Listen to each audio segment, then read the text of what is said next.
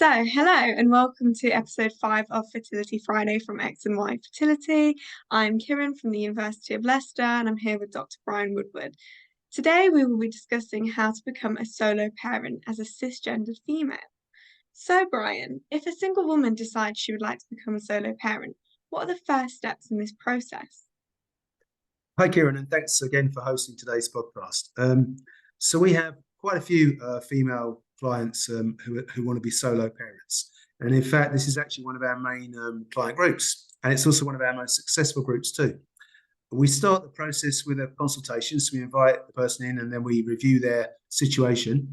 And this can vary. So for example, some women just don't want to have a male partner. They're fed up and looking for Mr. Right. So they opt for sperm donor. Others may already have a child and they've split up with their partner. It's from a previous relationship, but they want to now have donor insemination treatment. And if this is the case, then we look for a suitable sperm donor. And then there's a third type of person where they've actually had donor insemination themselves before, and therefore they want to have another brother or sister with the same sperm donor. So we try to find that sperm donor, bring them into the X and Y fertility cryobank, and then we can use that to create half siblings. So what do you cover at the consultation? The consultations are quite detailed. So firstly, we go over the reasons why they want to be a solo parent. Then we review the medical and reproductive history. We also discuss the regulations regarding use of donor sperm in the UK. Now, in the UK, we've got very strict laws that protect the donor and protect the client. So it's important that we give the full information to the potential client who is going to consider any treatment with donor insemination. There are various consent forms that we have to go through, and we do that in detail so the clients have got a really full picture before they engage in any treatment. If we decide to go ahead, then the next step is then to finally look at the traits that they want in the sperm donor. So this is called the phenotype. So we look at things like hair color, eye color, etc. Yeah, great. And are there any other criteria that you use during the selection of a donor? Yep. So we look at the basic phenotype, as I said, but we also look at blood tests as well. So if, for example, we do the blood group, and if the client is rhesus negative, then we're going to aim to get a rhesus negative donor because we don't want any complications of having a rhesus positive, rhesus negative. Similarly, there is a virus called cytomegalovirus, CMV for short. It's a common virus. It's harmless to most of us. But if the client is CMV negative, we ensure that they don't have a CMV positive sperm because that could potentially cause problems in the baby. And we're risk averse here. So we don't want to have any risk of any problems to the baby or to the mum. Yeah, definitely. And so what treatments do you offer once you've selected the correct sperm then? Okay, so we are a very holistic clinic here at X and Y Fertility, so we don't use fertility drugs. So what we do is we try to aim the insemination as naturally as we can to the ovulation that is going on in the natural cycle. So we don't have any medication, make it as natural as possible. This means, though, that the clients have to accurately test for their ovulation. So we do a couple of cycles where we're asking them to test with the ovulation kits, and then in the third cycle, then we'll go ahead because we predicted the timing of the ovulation when we had this surgical hormone called LH, luteinizing hormone. When that occurs, we invite the lady in, we prepare the donor sperm, and then a female nurse specialist will put the sperm via a gentle catheter into the womb and inject the fast-moving sperm to the perfect timing of ovulation. That's the plan. Wow, okay.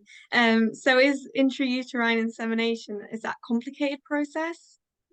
It's probably one of the lowest tech treatments. As I said, there's no drugs involved and there's no anesthetic involved. As far as I understand it, it's a bit like having a cervical smear test. It takes about 5 minutes. So a lady can literally come in at 12 o'clock and be out by 12:15 with the sperm hopefully in her womb swimming, looking for an egg. Okay, so would you say that this is quite a natural process then compared to IVF?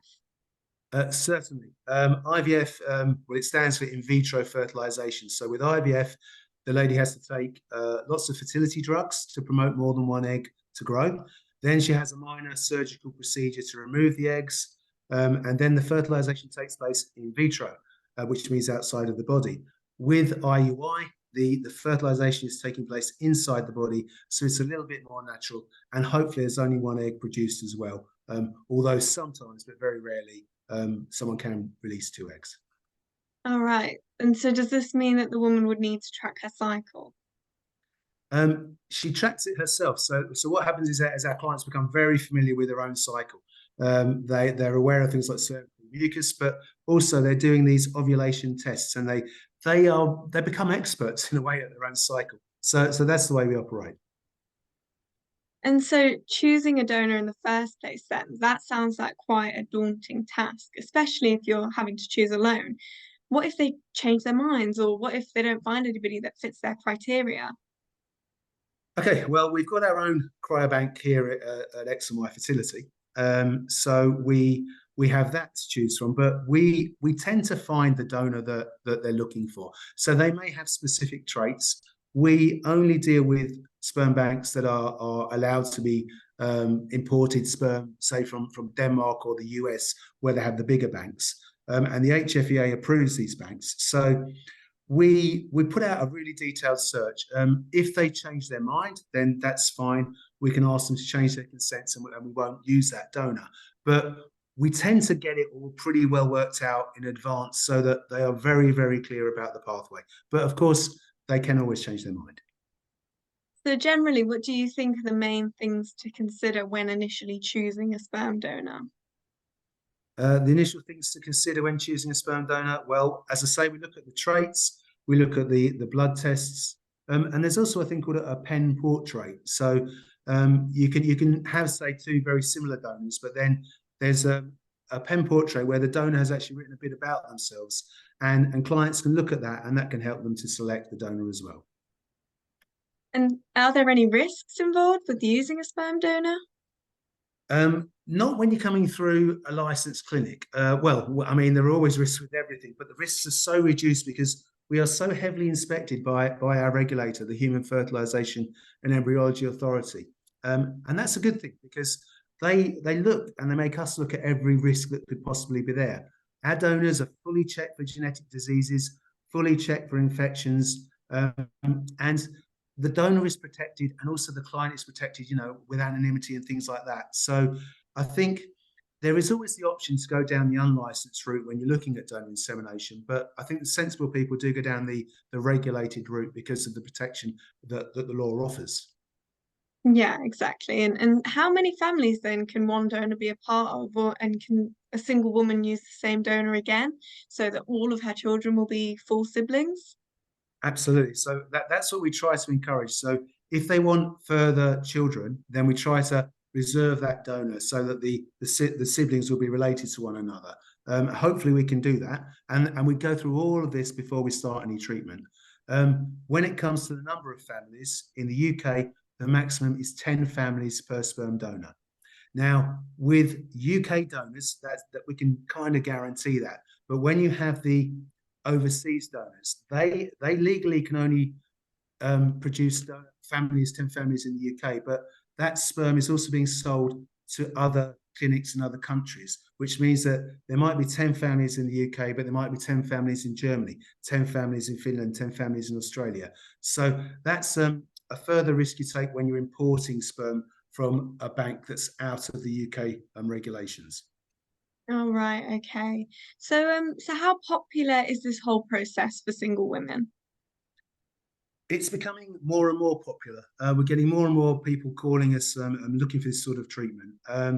There is a study out there that shows that actually since 2019 to 2021, the demand actually increased by 44%. So people are realizing this is a route, and if they want to go ahead and be a solo parent, so long as we can help them, then we will do.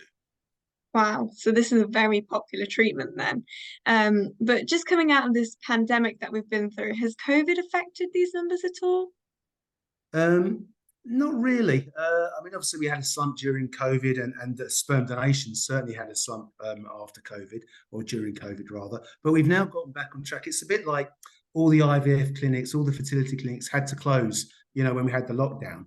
But we were one of the first areas of medicine to actually get back on track. We had these strict risk assessments. We worked with our regulator, the HFEA, and we're now back to the numbers that we were seeing pre-pandemic. And with solo parents, we're actually seeing more coming forward. Wow, that's really good. So is it correct in that the sort of the average age of the woman going for these treatments has risen from about 36 as opposed to the age of natural pregnancies, which is around 31? Yeah, I guess so. I mean, a lot of these people, the people that want to be solo parents, have had careers, and then they're thinking, okay, well, actually, now I want to have a family. They haven't found Mr. Right, or they want to go down the route themselves on their own. So they tend to be in their mid-30s, yeah. And of course, fertility does start to decrease when you're going closer to 40. But we do get conceptions. We get conceptions in this age group. We get conceptions in the older age group as well. So if there's a chance, then we'll give that person the chance. So we know that a woman's peak reproductive age is between late teens and the late 20s, and by the age of 30, the decline starts to increase more rapidly. It does do, but we do checks on the ovarian reserve. So we can do a blood test for a hormone called anti-Müllerian hormone. Provided there is a suitable ovarian reserve, then there is always the chance of a conception. And if there is a chance, then we'll talk it through, and if we can go with that chance, we'll go with that chance. So it's all about giving people an opportunity to have a family. It's a human right at the end of the day. Yeah, and lifestyle also affects this, doesn't it? So for optimum results, really, it is best to eat well and live healthily, and come for a consult at the earliest opportunity. So Yeah. No, absolutely. So, I mean, sorry to interrupt. It's things like if they're smoking, we ask them to stop smoking. Even if they're vaping, we ask them to stop vaping because you're introducing toxins, and the toxins can affect the DNA in the eggs. So why do it? So you want to be as healthy as you can. So that's the point you made there, and thanks. well, thank you so much for speaking with me today, Bryan. We will see you again for another episode of Fertility Friday next month. Thanks, Kiran. Cheers. Thank you. Bye.